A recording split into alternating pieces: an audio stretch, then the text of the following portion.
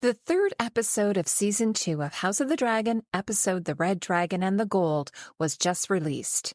In this video, I'll be counting down the top 10 most compelling costumes from the episode, highlighting any callbacks to Season 1 and Game of Thrones. For this video and the season at large, I'm looking for costumes that not only stand out visually, but also contribute to the storytelling and narrative. If you're curious about how I determine the order, it's usually based on my feelings at the time of writing the script. However, my opinion may change as I've had more time to reflect on the episodes as the season progresses. Warning, there will be spoilers for all of Season 1 and episodes 1 through 4 of Season 2. I won't touch on any Fire and Blood spoilers, so please refrain from leaving those in the comments. Thank you. Now let's get on with the countdown. Number 10, Oscar Tully Leather Scale Armor. For the love of his ailing grandfather, Oscar Tully added some much-needed levity to an otherwise bleak episode. He's dressed in Tully armor, reminiscent of the leather scale seen in Game of Thrones. However, this version includes a unique hardened leather gorget featuring an embossed salmon from the Tully heraldry, depicting a silver trout leaping on a red and blue background. You might recall that Catelyn Stark's brother Edmure and her uncle Brynden, Blackfish Tully, also wore armor similar to Oscar's. Number 8, Simon Strong Brocade Gown. Simon, Lionel Strong's uncle, is such an awesome character. For this list, I'm combining his two costumes because I like them both pretty much the same, although I might prefer the brocade a little more. For the first look, Simon is dressed in a Renaissance silhouette, featuring a soft purple velvet gown, possibly made from prune-colored silk velvet from Top Fabrica Soho in London. This is complemented by a brocade overgown with an oversized Persian lamb collar. While not the same fabric, here's an example of black faux Persian lamb fur from B&J Fabric to give you an idea of the texture. This combination of weighty, luxurious fabric is sure to keep our hero warm and cozy. His gown also features gilded spherical buttons called gombiki. Here is an historical example of 9th century gombiki buttons from the Czech Republic. Adding to the opulence of his costume is a livery or chain of office with stone settings. Now, if you zoom in on the livery, you'll see a left hand featured palm up, which in Christian iconography symbolizes the absence of evil and graceful thoughts. And in body language, open palms convey trust, openness, and compliance, which seems to describe Simon pretty well. He also wears knit, fingerless mitts to keep arthritis at bay in the damp environment. The fabrics and furs of his gown evoke the details found in Renaissance paintings, such as the ones by Moretto de Brescia, Hans Holbein the Younger, and a portrait of Thomas Wentworth by an unknown painter, all from the early to mid-16th century. Simon's second look features a bronze brocade gown and overgown. The gown is closed at the front with undersized bronze metal clasps, and the heavy brocade overgown appears to be embellished with bronze or gold tracery, giving it a rich, ornate look. The ensemble is completed with a few rings on his finger, adding the final touch to this magnificent costume. Number 7, Raineys Targaryen Grey Coat Dress. Raineys has worn this dark gray coat dress for the past 2 episodes, but it takes center stage in this one. While the coat appears dark, I believe it belongs to the blue-gray color palette. This is notable because in the earlier episodes of Season 1 of House of the Dragon, Raineys wore shades of blue and gold until her daughter Laena Velarion's death. Since then, she's often dressed in black. Now, the sleek costume is reminiscent of the men's long-line doublets like those worn by Damon Targaryen, but features plenty of pleating in the back for ease while dragon riding.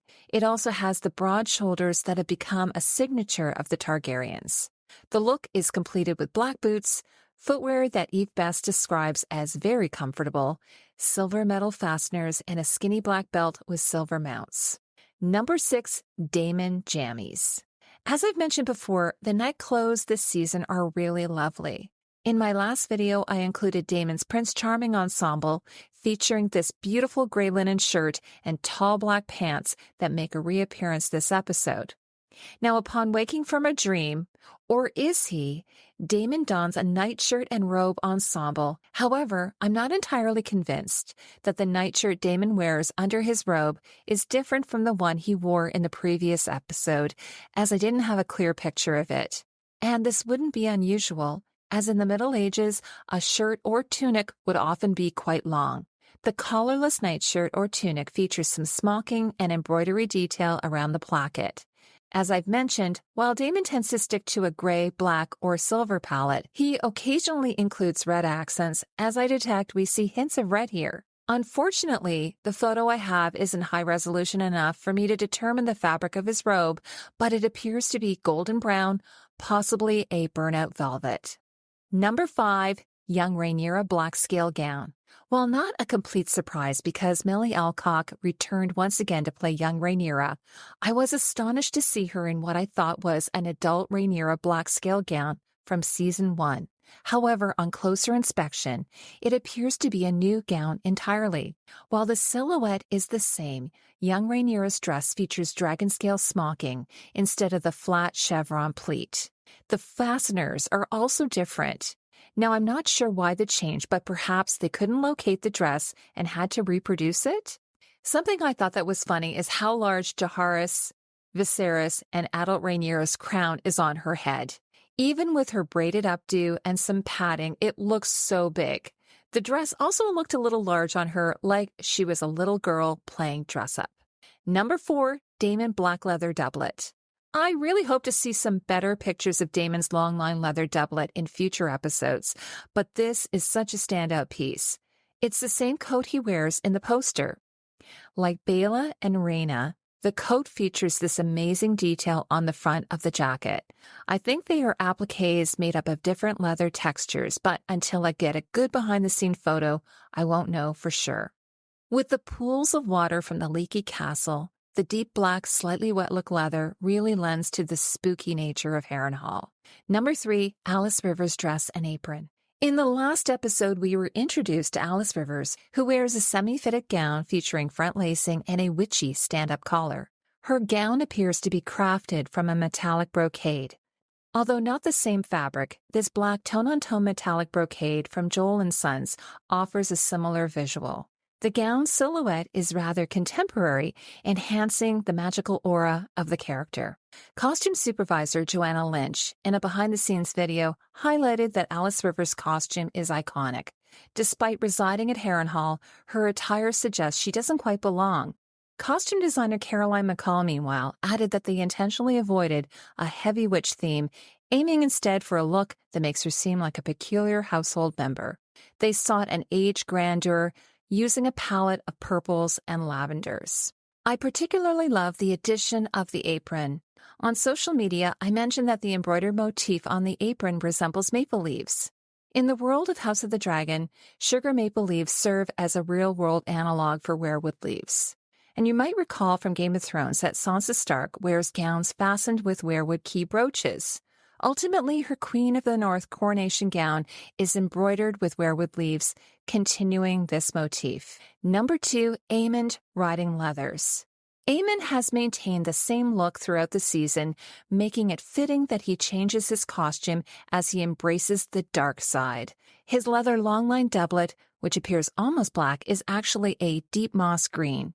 This costume is prominently featured on the poster, and the choice of color intrigued me, but it makes sense that he wore this earthy hue when attempting to blend in with the ferns and greenery along with Vhagar before the surprise attack. As I mentioned before, Aemon is impeccably tailored, and I can imagine that, like Joffrey Baratheon, Aemon would have commissioned this outfit for such an important day.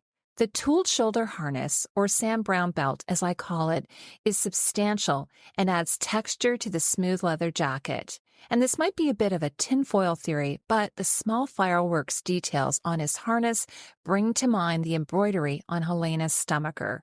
The asymmetry of his coat, of course, reminds me of the Lannister men, Tywin, Jaime, and Lancel. However, the epaulettes or shoulder rings are more common to Tyrion. Now, before we get to the episode's number 1 most compelling costume, here are a few honorable mentions. Battle at Rook's Rest. Now, this deserves a mention because of the sheer number of costumes.